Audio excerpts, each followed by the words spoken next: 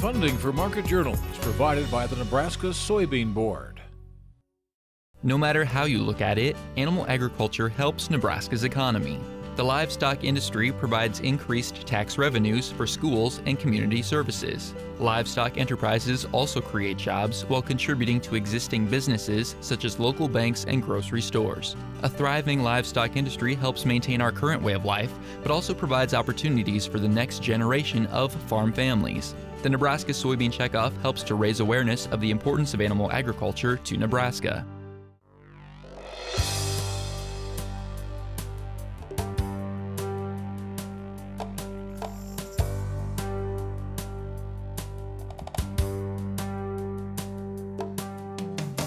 Market Journal, television for agricultural business decisions, is a presentation of the University of Nebraska-Lincoln's Institute of Agriculture and Natural Resources.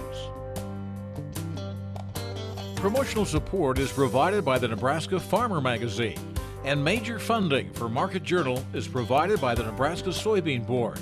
The Soybean Checkoff, growing opportunity from the ground up. Welcome to this week's edition of Market Journal. I'm Jeff Wilkerson. On this episode, Jeff Peterson analyzes the USDA's September crop report. Ron Plain looks at profit margins for pig producers. Bryce Anderson forecasts weather conditions for the 2014 harvest. And Gary Zobek talks about finding the optimum time for soybean harvest. We're coming to you this week from the 2014 Husker Harvest Days show at its site near Grand Island. For the first time in 27 years, Husker Harvest Days this week closed for an entire day due to weather. Heavy rain throughout the day and after the show's closed Tuesday softened parking areas and led organizers to call off Wednesday's events. The show resumed Thursday morning. This is only the third time Husker Harvest Days has been canceled for an entire day due to weather. The previous closures occurred in 1987 and 1982. Jeff Peterson from Heartland Farm Partners is our marketing analyst this week. The USDA is maintaining its thoughts on a big 2014 harvest. The agency Thursday estimated corn production at 14.4 billion bushels on an average yield of 171.7 bushels per acre. Its soybean projection of 3.91 billion bushels comes on an average yield of 46.6 bushels per acre. Both the corn and soybean outputs and yields would be new records. Jeff joined us on the grounds here Thursday. We began by asking for his reaction to the USDA's September crop report. You know, overall, Jeff, not a lot of surprises for us. You know, we've saw some bigger yields come out on both the corn and bean side. I think there's some bigger yields down the road. So overall, we're really not too surprised in what the numbers ended up stating. Initially, there was a lot of red on the board, though. The markets took it pretty hard. You know, they did, and I think the main reason they did is that the numbers for both yield and also production and the carryout, it was higher than what the yield was or the market was expecting. So anytime you get something higher than expectation, that makes everybody nervous and they want to sell it. Yeah, now the production and yield numbers in both corn and beans, they're all records, but you guys think that those could stair-step up a little bit more yet? Yeah, we do, and I think the best way that we're kind of wrapping our mind around that and helping explain that is that, first off on corn, as we study USDA's numbers, and as they in particular look at the amount of ears out there, right now they're forecasting 29,000 ears per acre. That'll be a new record. And as we look a little bit deeper into the numbers, we see their ear weight. Their ear weight's about 0.345. 2004 and 2009 were higher than that. So we do believe there is a chance for those ear weights to go up a little bit. It's a little bit early in the season for us. If you think about going out in your own field, you know, those ears aren't mature yet. And as a result, when they get a chance to really see how they fully filled out, they get a chance to take them back into the lab and dry them down, I think we're going to find some higher ear weights yet. And in soybeans? Yeah, in soybeans, pod counts aren't real good. I mean, they're kind of average. However, what we are seeing from them is a new record pod weight. And I do think because of the weather conditions we've had, if you think about the lack of stress in the beans, they really are going to have a good chance of filling very, very well. So we're still looking for that pod weight to go higher. That in turn, when you couple that with the pod count, should still give us a higher yield down the road. And you believe those numbers will come in the next 2 or 3 reports? Yeah, those will come over time. And really the only thing that's probably keeping them from coming sooner is the fact that, the crop maturity, as we look at the growing degree units, as we feel these temperatures we're feeling now and see our breath, as a result of that, the crop is slowing down on maturity. It just isn't far enough along to get a good assessment of it. So with these things said, the way the market took it today, I'm wondering if you're looking more so at how much lower the floor can go. Before, I think when we talked last time, we were talking about where's the floor potentially. Has that moved even lower? I think it has.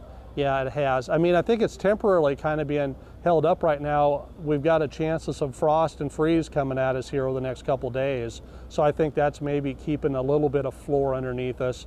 And as a result, I think everybody's wanting to see how this crop progresses before we ultimately put in our harvest lows. So we know it's going to be a big crop on both sides either way.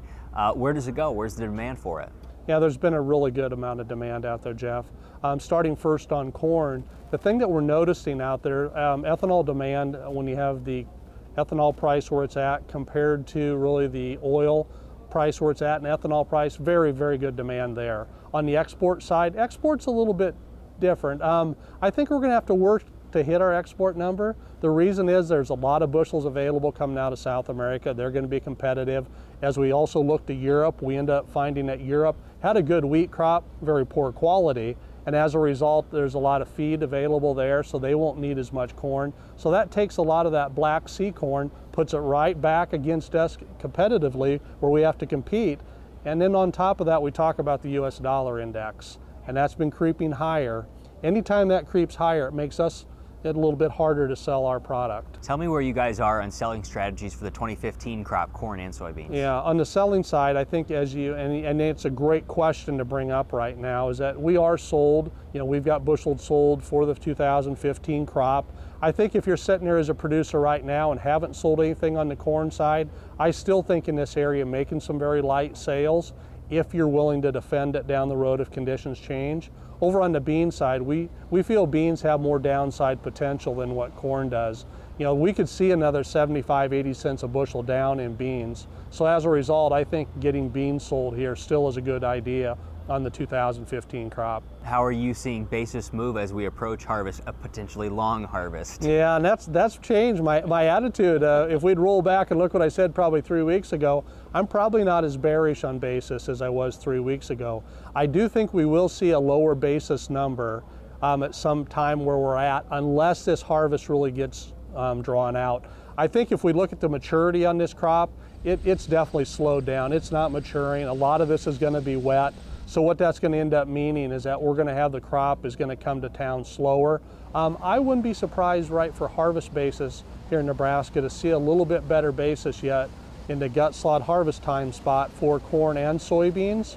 Overall though, I think at some point we'll drift lower. After that, it's really going to come down to how much does a farmer sell.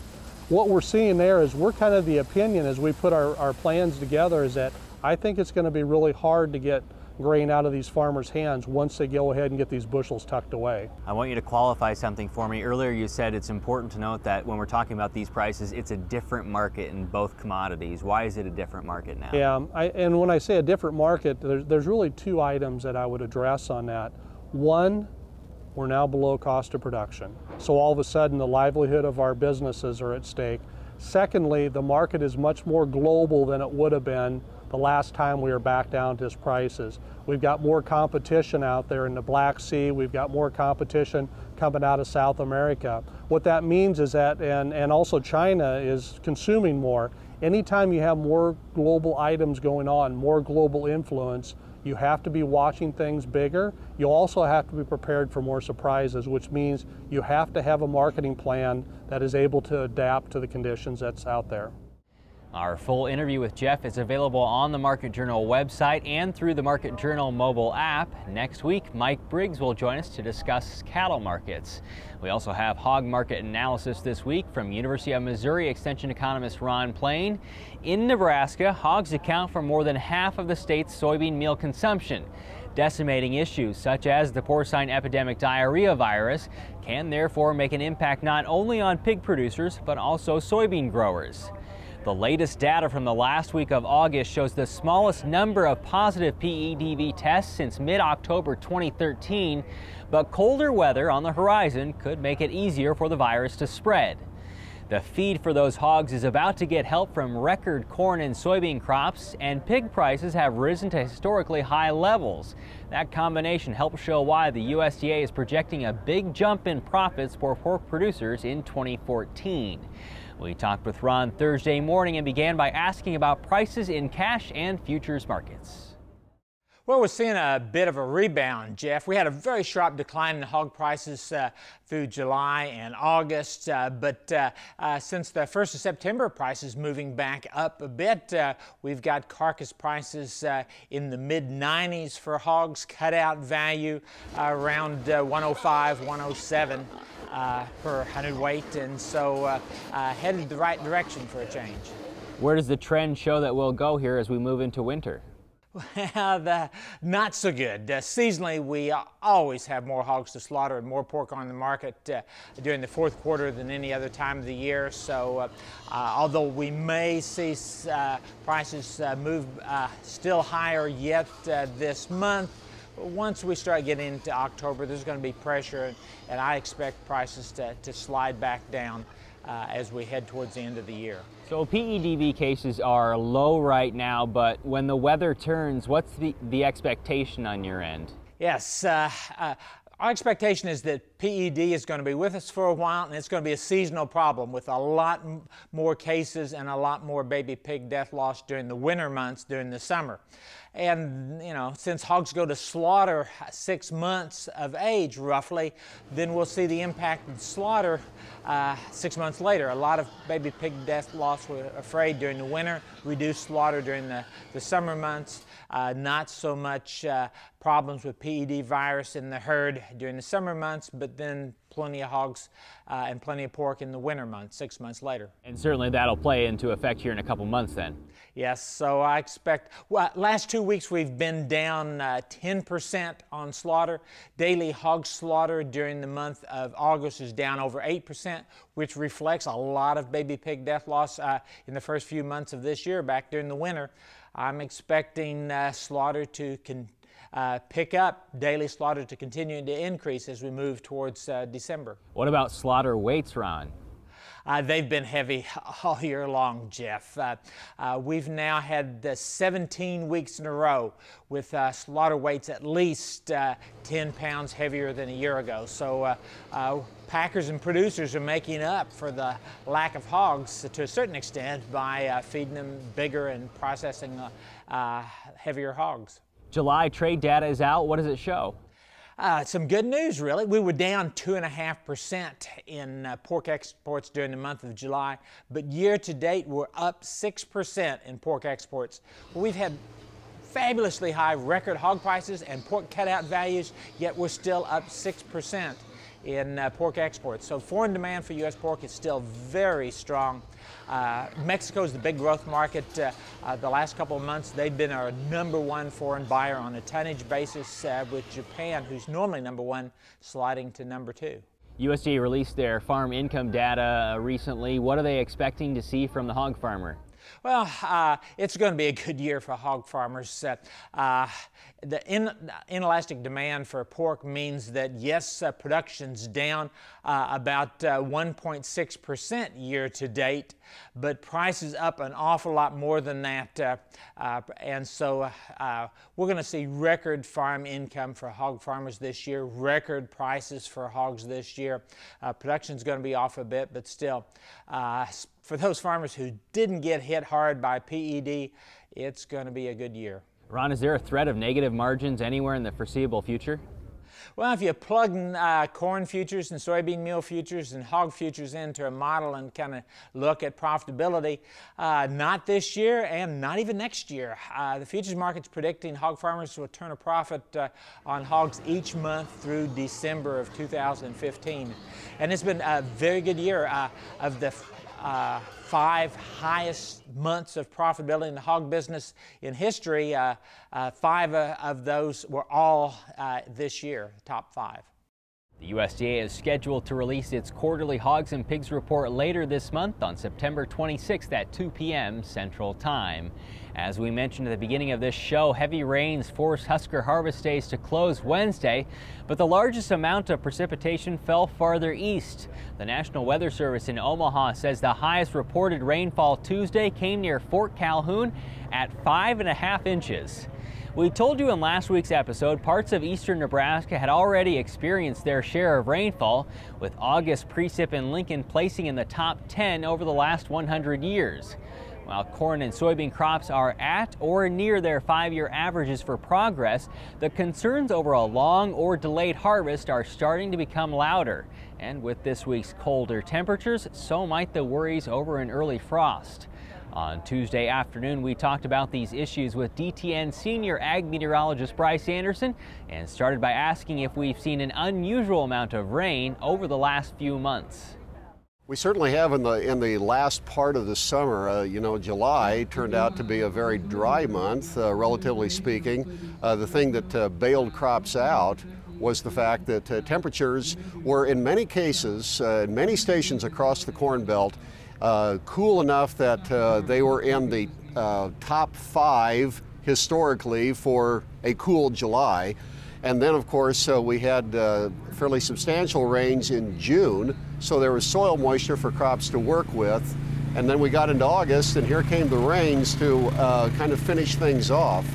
Now we're in the first part of the fall season in terms of the weather records, and we're actually at a point now where I think everybody would like to see things dry up a little bit ahead of harvest. Yeah, I think it's going to be a main concern here as we get going, that it's going to be a bit damp. That's the real issue, Jeff. When we go into harvest season, our view is that harvest this year is going to shape up in a very similar fashion to 5 years ago in 2009. And in 2009, temperatures were rather cool, they were below normal, and then it was a wet harvest. And we actually got some early season snow because snow began in part of the western Corn Belt in early October and then never really quit. I don't think it's going to be quite that slow, but nonetheless, I think that we're going to have a cooler than normal scenario to work with on temperatures, and then above normal on precipitation, so that it's going to be a more dragged out harvest. It's going to be a longer process than I know a lot of growers would like. Another concern could be an early frost, because there is a lot of late planted, especially soybeans in specific parts of Nebraska. Do you see an early frost possibility? I don't think we're in for an early frost here in the state.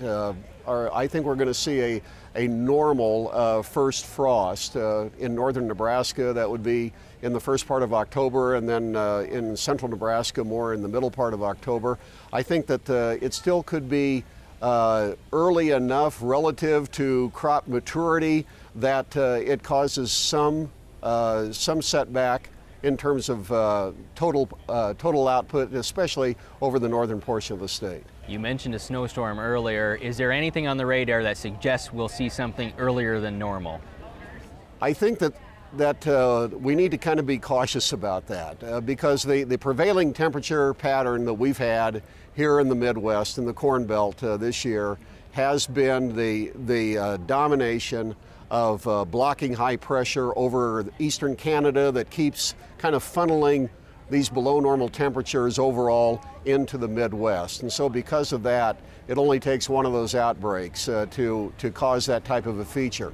We're getting through one in early September. I don't think we'll see another one for another couple weeks.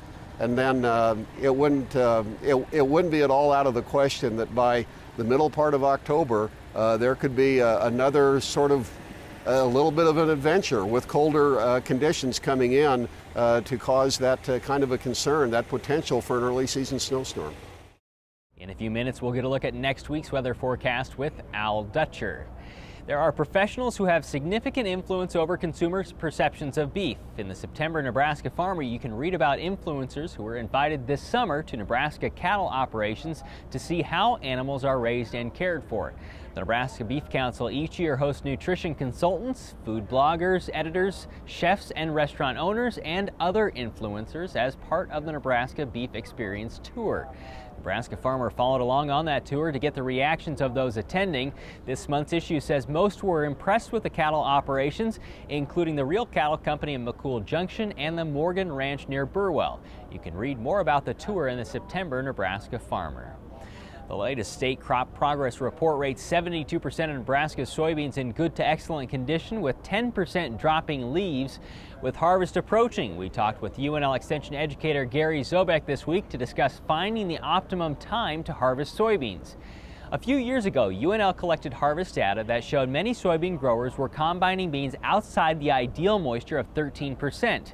Gary says if beans are selling for $10 a bushel and yielding 75 bushels per acre at that best 13% moisture, harvesting at 9% would result in a loss of about $33 per acre.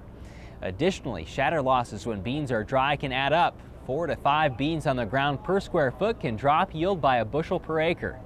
We sat down with Gary Tuesday morning here at the show and talked about why the timing of soybean harvest can matter so much. It's important that you try and harvest your soybeans at 13% moisture, because if you harvest them when they're 8 or 9% moisture, you're not selling as much water, and so you're losing yield.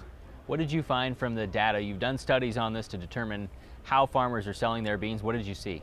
Well, we had producers several years ago go through and give us their scale tickets for the soybeans they sold. About 50% of them sold their beans at 10 or 11% moisture, and so each load that they were selling, they were losing between 1 to 2% of the potential yield. Were any producers over that optimum 13%? We had a few that were at 14 and maybe one or two at 15. They lost a little bit because of the penalty, but selling beans at 8%, you're going to lose more than selling them at 13 or 14. So it'd be really, really hard to get all your beans out at 13% moisture. What can you do to at least try to do that? Well, that is a tough. I think producers probably get tired of us talking about getting those beans harvested, because within a day or two, they can drop 2% or more. Even during the day, they can go ahead and do that. So be timely, be sure and check the beans. Even though they may have a few leaves on, they still may be close to that 13%.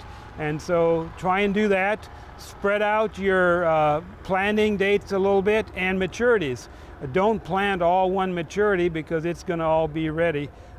So this year it's too late for doing that, but for future years it's something you want to go ahead and do. Adjust the combine too.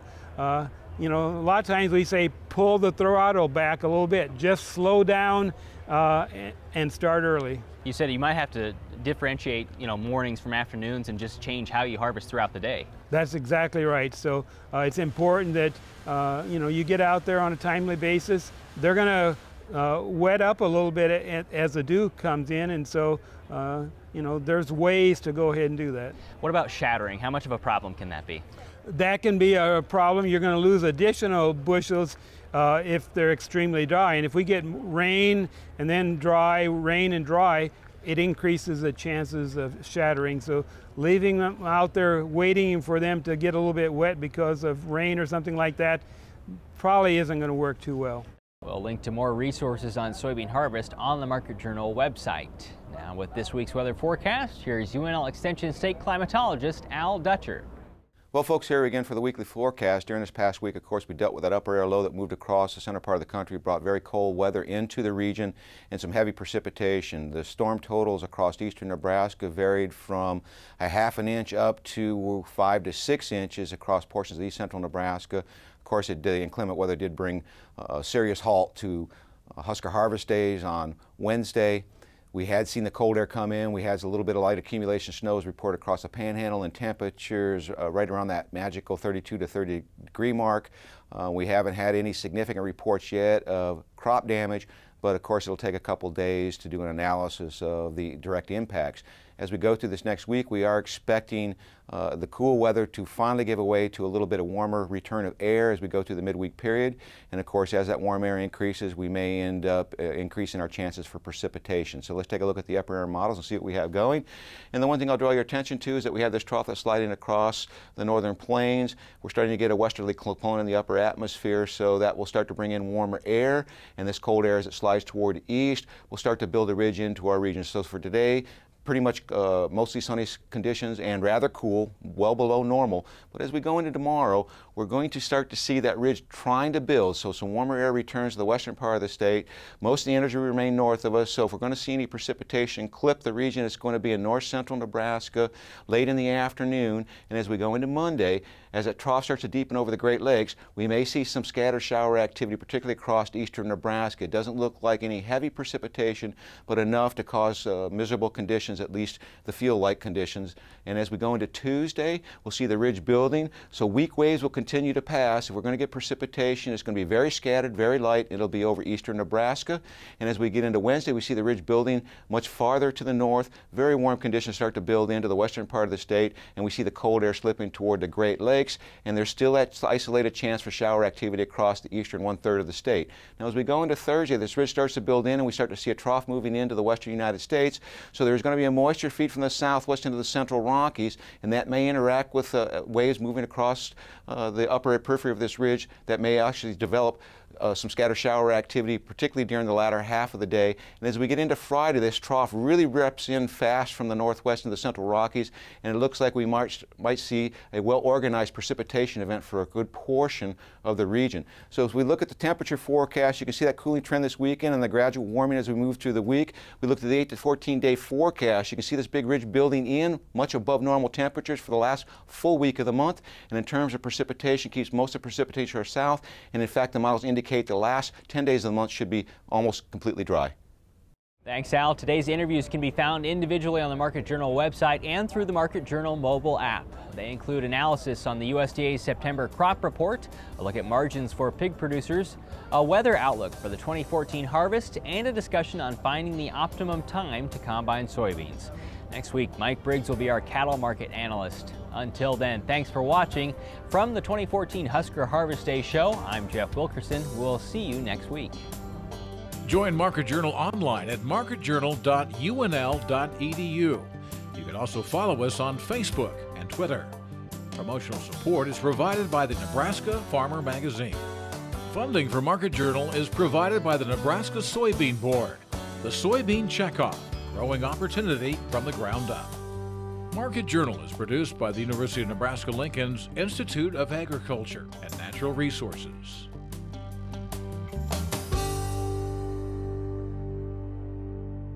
Funding for Market Journal is provided by the Nebraska Soybean Board. Animal agriculture is vital to Nebraska. Livestock production not only contributes to our food supply, but also helps our rural communities. Livestock provides revenue for schools, creates jobs, supports Main Street, and enhances the future for farm families. The Nebraska Soybean Board's Animal Agriculture Initiative works to encourage growth of responsible livestock enterprises to benefit agriculture and Nebraska.